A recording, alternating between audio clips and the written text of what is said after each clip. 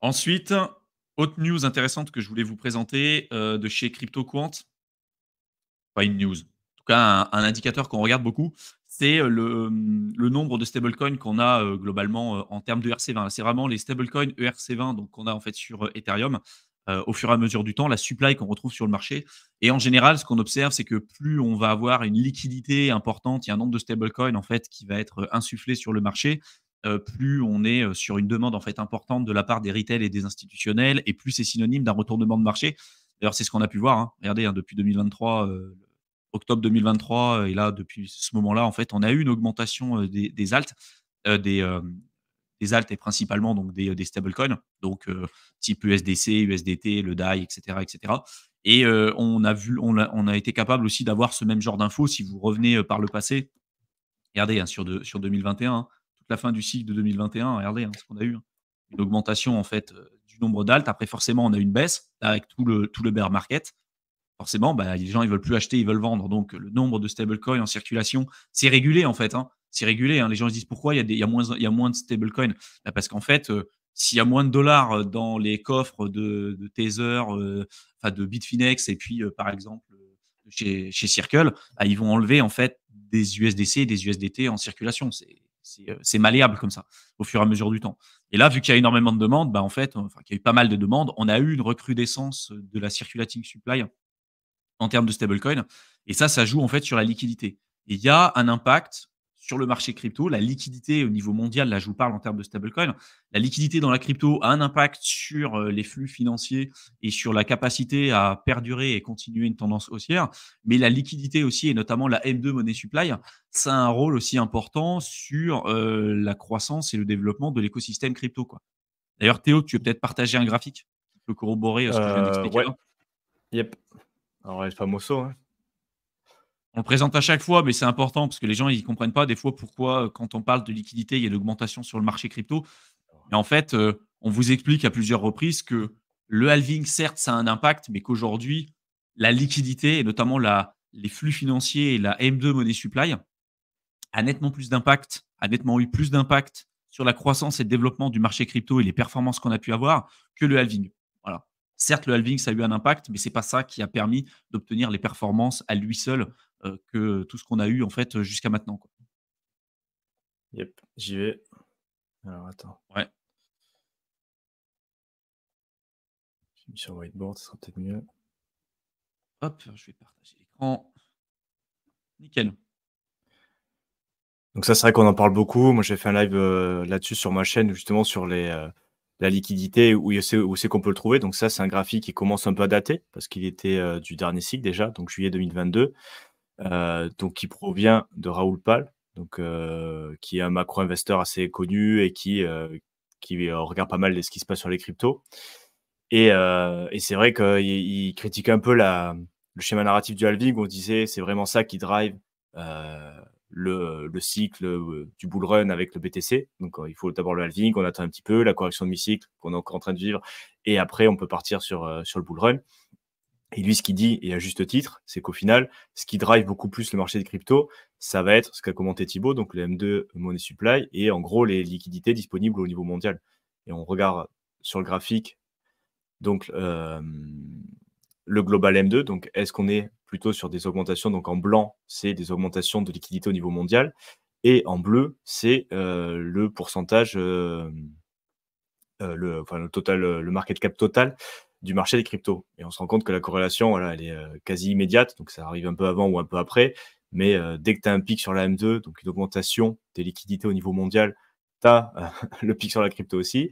Ça s'est vérifié sur le cycle 2013-2014, en 2017, fin 2017, et dernier cycle en 2021, c'était le cas aussi, parce qu'on a eu voilà, le truc du Covid, tac, après on a eu une pression monétaire, et on a eu le pic qui correspond, voilà, qui arrivait un peu après l'augmentation énorme au niveau mondial de la liquidité. Mais tant qu'il n'y a pas ça, il n'y aura pas ça. C'est-à-dire que tant qu'on n'a pas la liquidité disponible au niveau mondial, et les taux bas, et donc les gens qui se dirigent petit à petit vers des actifs à risque parce que l'argent coûte moins cher, on n'aura pas le pic du bull run. On aura peut-être des augmentations, mais tant qu'il n'y a pas la liquidité disponible, il n'y a pas de vrai bull run.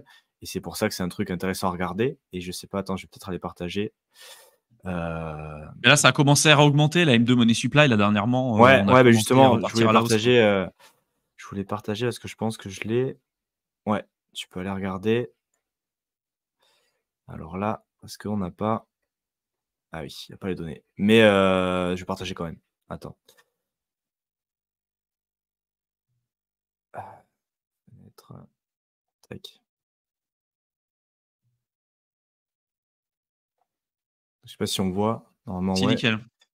Vous avez, enfin, il y a plusieurs. Tu peux aller sur le site de la Fed directement pour regarder un peu ce qui se passe. Donc, c'est une des moyens de le suivre aussi, pour ceux que ça intéresse, parce que tu peux dire comment ça évolue. Donc là, il y a eu tac, enfin, l'augmentation des taux pour casser un peu l'inflation. Donc, du coup, avec réduction du supply, ça commence à augmenter. Et après, il me semble que c'était Look into Bitcoin, mais je sais pas si ça a changé ou pas. Mais il y a des graphiques qu'ils proposent avec, bon, ben là, il faut payer pour avoir les datas les plus récentes. Mais tu vois aussi la corrélation en fait sur d'autres graphiques. Donc, c'est pas que le graphique de Raoul Pal qui, lui, pour le coup, est pas en log. Donc du coup, Il est en c'est linéaire, beaucoup ouais. plus, il est en linéaire, donc du coup, c'est beaucoup plus, tu vois les pics, les trucs comme ça monte beaucoup plus. Mais même en log, tu vois la corrélation, quoi. Dès qu'il y a une augmentation, tu Bah, as dès que ça baisse, hein, dès que la M2 Money Supply, tu vois, à chaque fois que ça baisse, tu pars en bear, ouais, dès que ça tu as le bear augmente, tu market pars en et hausse. bon, ça arrive, plus ou moins en même temps, en plus. Bon, des fois, ça arrive un peu avant, des Mmh. fois, ça arrive un peu après. Mais là, tu regardes le Global M2, il se faisait détruire et là, on arrive en plus novembre 2022. Donc là, tu avais non seulement, la M2 qui arrêtait pas de baisser, tu avais, FTX, hein, novembre 2022 et comme par hasard, sur le BTC, ça donne quoi? Beh, ça donne le bottom du bear market. Quand il Ouais. y avait, c'était pas uniquement un seul facteur, mais bon, tu avais l'année 2022, donc qui était quand même assez dur, hein. On a vu Luna, on a eu Celsius, on a eu FTX en novembre avec le pic de tout ça. FTX qui est bien venu enfoncer le clou, mais ça correspond aussi à un moment de plus bas au niveau du Global M2 et on se retrouve, bah, on était dans les 3-4 mois de bottom du bear market avec le BTC autour de 16 000 quoi. 16 Mmh. 17 000 dollars. Donc c'était le meilleur moment pour acheter et c'était aussi, si on regarde sur les dernières années, le plus bas en termes de liquidité au niveau mondial. Donc là, ça a augmenté effectivement. On n'a pas l'info pour BTC, mais voilà, c'est une info importante. Et ça pour montrer qu'il y a plusieurs sources d'informations pour aller regarder ce qui se passe un petit peu. Et c'est pour ça aussi qu'on regarde la Fed, qu'est-ce qui se passe au niveau des taux, parce que ça va tant qu'il Ça n'y a se pas une joue. augmentation du M2, on n'aura pas un gros pic sur le BTC. Tu peux avoir des moments de mini bull run, de mini phase exponentielle où ça va monter un petit peu, mais tant qu'il n'y a pas cette équité disponible, il n'y aura pas de phase exponentielle, alt season comme on l'entend, et le bull run comme on l'entend et ce qu'on espère. Donc, c'est une donnée à connaître et à regarder. C'est pas le seul facteur, mais voilà, historiquement, tant qu'il n'y a pas eu ça, il n'y a pas eu le reste qui vient, donc il faut quand même le connaître, quoi. Mmh. Je vais Et arrêter. vous voyez, hein, ce qu'on vous présente là, il y a très peu de gens en fait qui en parlent sur internet, hein. Déjà parce qu'ils maîtrisent pas la moitié de ce qu'ils expliquent, mais aussi parce que, ça, c'est des choses en fait, où il faut quand même, je pense, avoir une certaine expérience. Il faut savoir un peu comment fonctionnent les cycles et tout pour suivre en fait ce genre de critères. La plupart du temps, quand vous débutez, les gens ils vont vous parler du stock to flow qui a montré quand même son inefficacité sur le cycle précédent. Mais voilà, le M2 money supply, en fait, ça correspond un peu plus en fait à ce qui existe aussi en finance tradi, hein. Tu vois, quand tu commences à investir via les ETF, sur des actions et tout ce qui s'ensuit, tu regardes aussi ça en fait. Parce que les banques centrales font un peu la pluie et le beau temps sur le marché. Et encore une fois, ça corrobore les infos qu'on vous présente, qu'à chaque fois que vous avez des très mauvaises news, les Luna, Celsius, FTX et cetera, si vous le corrélez avec le M2 et que vous voyez que le M2 a baissé et qu'on est peut-être à un plus bas, souvent là, vous êtes sur des moments super intéressants pour accumuler du BTC. Les alts, pas encore, parce que à ce moment-là, quand on est sur le plus bas au niveau du BTC, déjà en termes de dominance, le BTC est quand même, assez élevé. Et plus ça va avancer dans le cycle sur ces périodes-là et toujours en côté bear market, le Bitcoin va continuer de prendre de la dominance et les alts vont continuer de se faire oblitérer sur ces périodes. Et c'est qu'après coup, une fois que le Bitcoin a dépassé très largement son ATH, que l'Ether a dépassé son ATH, etc., qu'on a une période de temps qui est quand même relativement courte, une cinquantaine de jours, on est une phase parabolique où il y a tous les alts qui surperforment très largement le Bitcoin et l'Ether. Mais c'est une période très, très courte, en fait. Vous voyez? Donc ça, c'est des choses vraiment sur lesquelles on rentre en détail, hein, sur Crypto Investisseur, sur le programme d'accompagnement, je le répète, hein. Et pour ceux qui veulent aller plus loin et devenir autonomes, vous avez les liens dans la barre d'infos. Je vais continuer à vous Attends, je présenter. vais faire, j'ai un Ah, tu veux petit présenter un autre j'ai truc?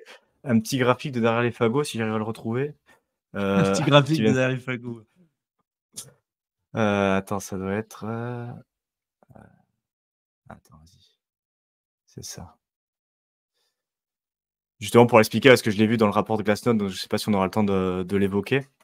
Ouais, on Mais c'est verra. justement sur exactement ce que tu viens de commenter, donc je pense que ça peut être intéressant.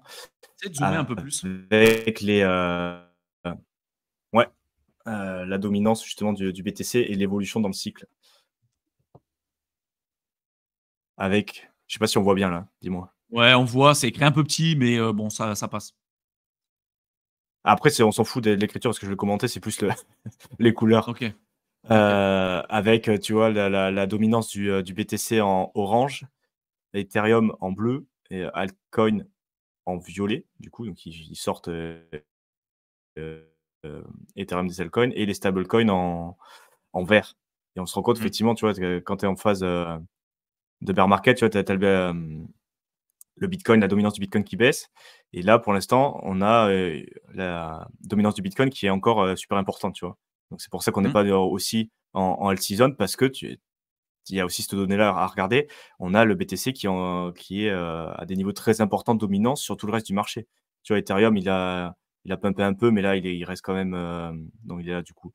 Mais il reste encore faible et les altcoins pareil, tu vois? Alors que quand on était en 2021, tu vois, pendant le bull run, regarde la dominance Ouais, ouais. La des dominance du altcoins par Bitcoin rapport à baisse et BTC, les tu alts vois? augmentent, quoi. Bah, ouais.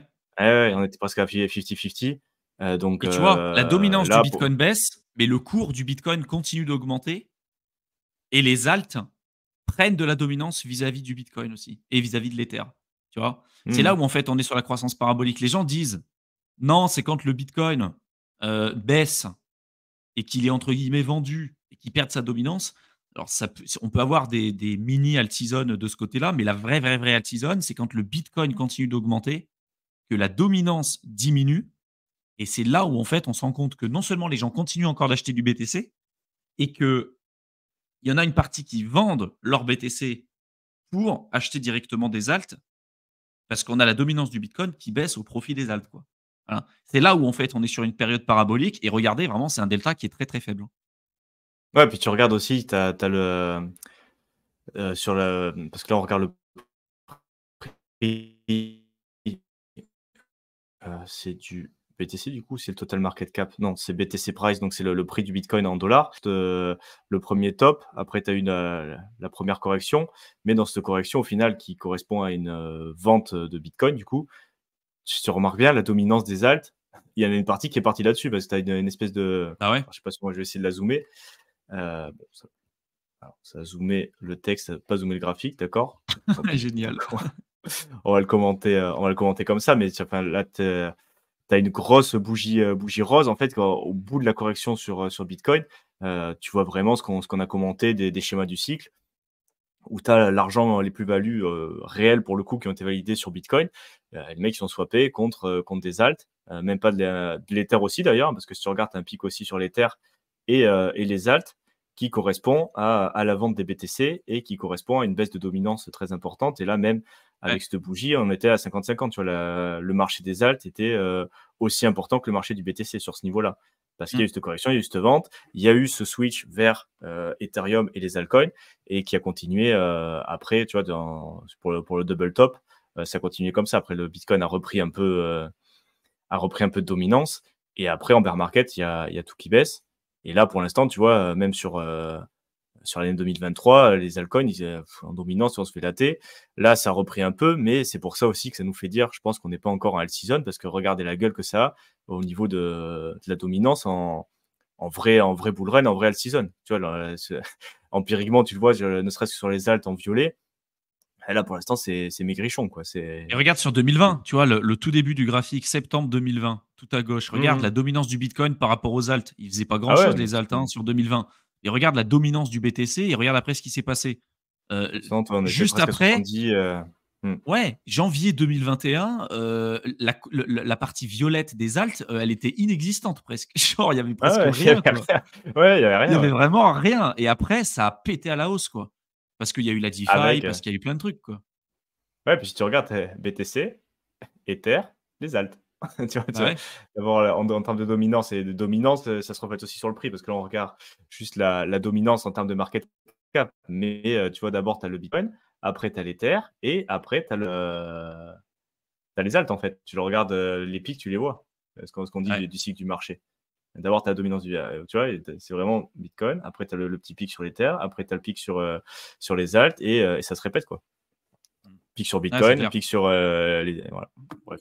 C'était pour apporter un petit peu d'eau au moulin, mais je pense que c'est intéressant de le voir visuellement. C'est pour ça que j'aime bien commenter les rapports Glassnode, parce que bon, des fois, c'est un peu redondant, c'est beaucoup de technique aussi, d'analyse, tu vois, les MVRV, le SOPR, regarder des trucs techniques.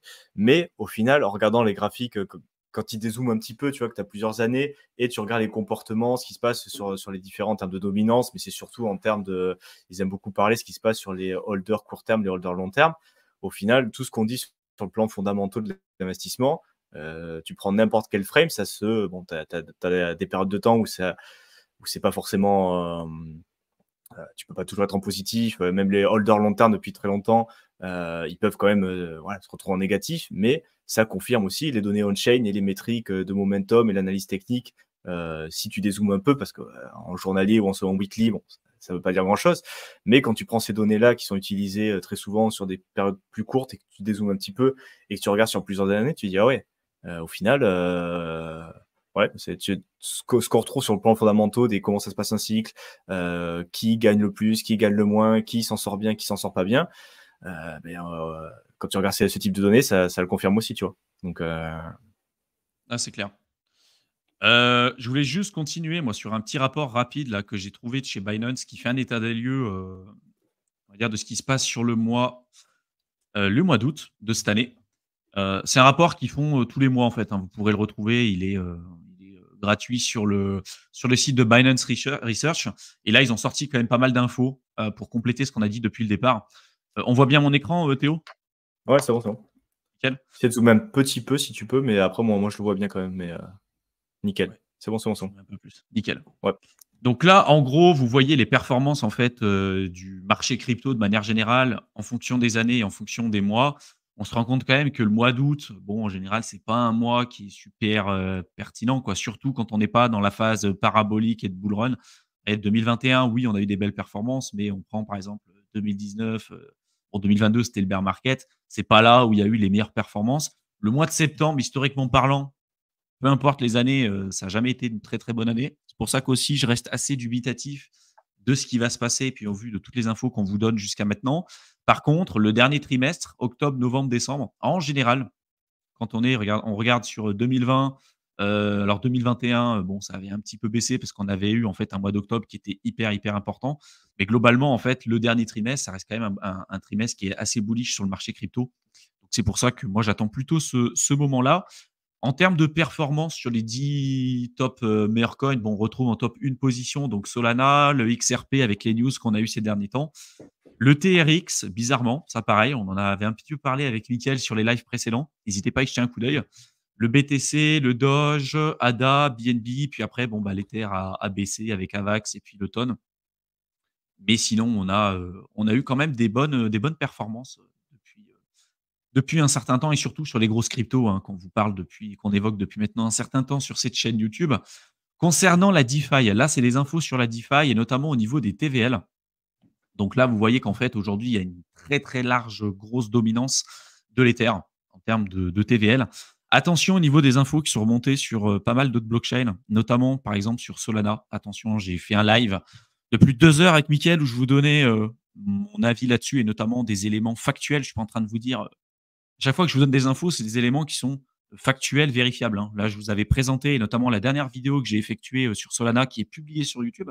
N'hésitez pas à y jeter un coup d'œil. C'est une vidéo de 40 minutes où je vous donne des informations on-chain. D'accord? C'est pas un truc qui est réfutable. Des informations on-chain qui vous prouvent aujourd'hui que les infos qui sont remontées par Solana, pour la grosse majorité d'entre elles, que ce soit en termes des TPS, de TVL et de ce que vous voulez en termes de métriques, clairement, c'est du bullshit. À 90 à 95% des données qui sont remontées, c'est du bullshit et c'est même présent sur leur explorateur de blockchain officiel. Donc, il n'y a rien de plus officiel que ça. Voilà. N'hésitez pas à y jeter un coup d'œil et de regarder la précédente vidéo que j'ai publiée sur YouTube vis-à-vis de ça.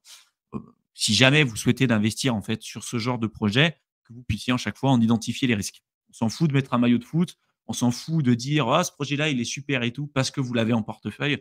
Je pense que si vous avez un projet en portefeuille et que si jamais les fondamentaux ne sont plus là ou ça ne correspond plus à votre niveau de risque, vous devez être capable de vous en séparer pour pouvoir vous protéger et de pas dire non, je l'ai, c'est génial parce que le prix augmente. Ça n'a rien à voir. Quoi. Vous pouvez avoir un projet qui augmente en termes de prix et être un gros scam, ou à l'inverse, être un projet qui est super et qui baisse en termes de valorisation. Voilà. Il n'y a pas forcément de lien entre les deux et encore pire en bull market. Donc attention vis-à-vis de ça, je ne vais pas revenir sur toutes ces infos, on vous en a déjà parlé à plusieurs reprises sur les lives précédents. N'hésitez pas à vous faire votre propre avis là-dessus. Concernant les NFT, franchement, c'est toujours dead. Hein. Pour l'instant, je ne sais pas si toi, tu as vu des infos là-dessus, mais les NFT, depuis le précédent plus haut en 2021, il y a eu un peu plus de volume. Mais tu prends des anciennes collections comme les CryptoPunk, les Bored Ape, enfin, toutes les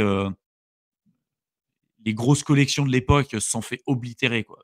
Déjà, l'Ether s'est fait oblitérer en termes de prix. Et après, si tu prends le floor price de la plupart de ces gros NFT exprimés en Ether, ils se sont fait encore plus oblitérer. Quoi. Ouais, mais après, surtout qu'on a eu la hype des NFT, donc c'était début 2022, donc à la fin plutôt du bull run.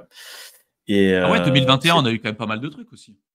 Mais 2021, mais je pense que la hype des NFT, ou c'était début 2021, je me rappelle plus. Pour moi, c'était plutôt 2021 où il y avait même eu Justin Bieber là, qui avait mis une photo de profil des Bored Ape sur Twitter. Je sais plus si c'était fin ou tout début, fin 2021, tout début 2022. Bon bref, c'est pas le propos. Ce que je voulais dire, c'est qu'au final, la hype des NFT qu'on a vu, au final, ça correspondait à la partie de l'écosystème où il y avait le plus de spéculation et où tout le monde faisait n'importe quoi. Et la partie d'Igen, elle était sur les NFT. Il y avait quelques meme coins quand même qui existaient. Mais là, clairement, ça a shifté vers le truc des meme coins. Donc tous ceux qui voulaient lancer des projets, des scams et des trucs comme ça, maintenant, c'est plus des collections de NFT, c'est des meme coins. Donc, tu n'as même pas besoin de te faire chier avec le mint, de faire n'importe quoi. C'est juste, tiens, regarde, j'ai lancé un même coin, voilà le contrat, va swapper. Et donc, c'est encore plus facile. Donc, il y a toute la partie spéculation qu'on a évoquée, loterie, elle se fait actuellement sur le même coin et plus tout sur les NFT. Donc, il y a quand même des projets qui continuent d'exister là-dessus, notamment les RWA. Bon, c'est ce qu'on peut considérer comme des NFT. Bon, c'est ça à voir aussi, tu vois, mais tout ce qui est token non fongible, il y avait une grosse partie spéculation sur le dernier cycle qui, pour l'instant, a shifté sur les mêmes coins. Donc, forcément, pour l'instant, c'est en termes de mint, en termes d'utilisation, en termes d'échange, en termes de volume, ils sont plus du tout sous la lumière. Et, même s'il y a quand même des projets solides, des trucs intéressants qui peuvent être construits dessus et sur la technologie, mais la spéculation et la partie loterie, elle est plus là-dessus. Donc, forcément, en termes de trading volume, ça se ressent aussi parce que c'est plus à la mode et pour l'instant, on n'est plus sur les mêmes coins. Et d'ailleurs, tu te souviens aussi quand on avait parlé des ERC 404 là, avec Pandora, la news, elle a fait quoi 3 jours avec le fractionnement des NFT. À peu près, ouais. Après, c'était mort. Après, tout le monde s'en foutait. En fait, c'était vraiment un truc, ouais, c'est révolutionnaire, c'est génial, le fractionnement des NFT, on en a parlé. Puis c'est retombé comme un soufflet parce qu'au final, c'est le projet, là, qui ont fait 2-3 sous, mais c'était une semaine, quoi. C'est pour ça qu'on dit que c'est pas révolutionnaire parce que, ouais, c'est un fractionnement des NFT, la technologie, bon, qui est encore, c'est pas un standard implémenté. Ça fait une semaine, quoi. Donc, c'est pour dire aussi l'état du marché. On a eu un truc, on a fait, c'est quoi? Ah, ça peut être intéressant. Ah ouais, c'est bon. Non, finalement, ça va. J'en ai marre. On passe à autre chose. Ouais, donc, c'est ça. Et c'était parti aussi, quoi. C'est clair. On va continuer. Concernant, du coup, les inflows, les outflows d'Ether, je vous en ai parlé tout à l'heure. Je ne vais pas forcément revenir dessus, mais là, en fait, globalement, on a plus eu d'outflow sur la part de l'Ether et si on fait le total, on est en négatif. Voilà, donc forcément, le marché s'emporte pas forcément très, très bien et tant que, on n'a pas un net inflow sur l'Ether, le marché repartira pas forcément à la hausse et y compris aussi sur les alts. Et ensuite, là, si on regarde du coup les volumes spot et futurs concernant du coup les volumes qu'on retrouve sur les DEX et sur les SEX, donc les plateformes décentralisées et les plateformes décentralisées également, on voit qu'on a quand même eu une augmentation en termes de volume, plutôt sur le côté spot, là, sur 2024 et forcément, en fait, l'augmentation des volumes, ça s'est fait après le pic, tu vois? Il y a eu, faudrait regarder, en fait, même avant, septembre 2023 et on a eu une augmentation et en fait, là, ce que vous voyez, c'est le ratio, en fait, entre le volume des DEX par rapport au sexe. Donc en fait, on voit que là, depuis, depuis le mars, avril, 2024, il y a une augmentation des volumes sur les DEX par rapport aux volumes qu'on retrouve sur les plateformes, centralisées. Pourquoi? Parce qu'en fait, le gros trading des mêmes coins aussi, c'est sur les DEX, hein, c'est pas sur les plateformes centralisées. Donc, il y a de plus en plus de gens qui commencent à utiliser les plateformes décentralisées, mais peut-être pas forcément pour les bonnes raisons non plus, quoi. Donc, bon. Je sais Ouais. pas si tu veux rebondir là-dessus? Non, mais je suis d'accord et après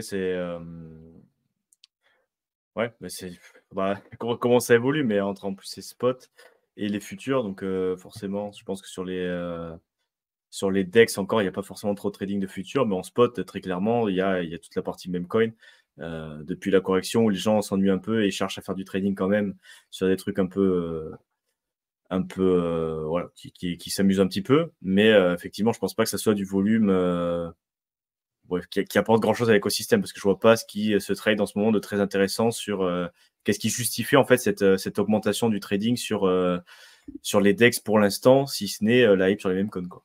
Bah, il y a un peu ça, ouais. Franchement, c'est un peu ça. Après, pour tout ce qui est trading, entre guillemets, «trading décentralisé» avec, les produits dérivés, les contrats futurs, les contrats à terme et tout, il y a des plateformes qui ont essayé de le faire, je crois qu'il y a GMX, et tu as eu Mmh. DYDX, mais, je crois que DYDX s'est fait hacker dernièrement aussi, donc, bon, attention. C'est pas forcément pour des profils, débutants.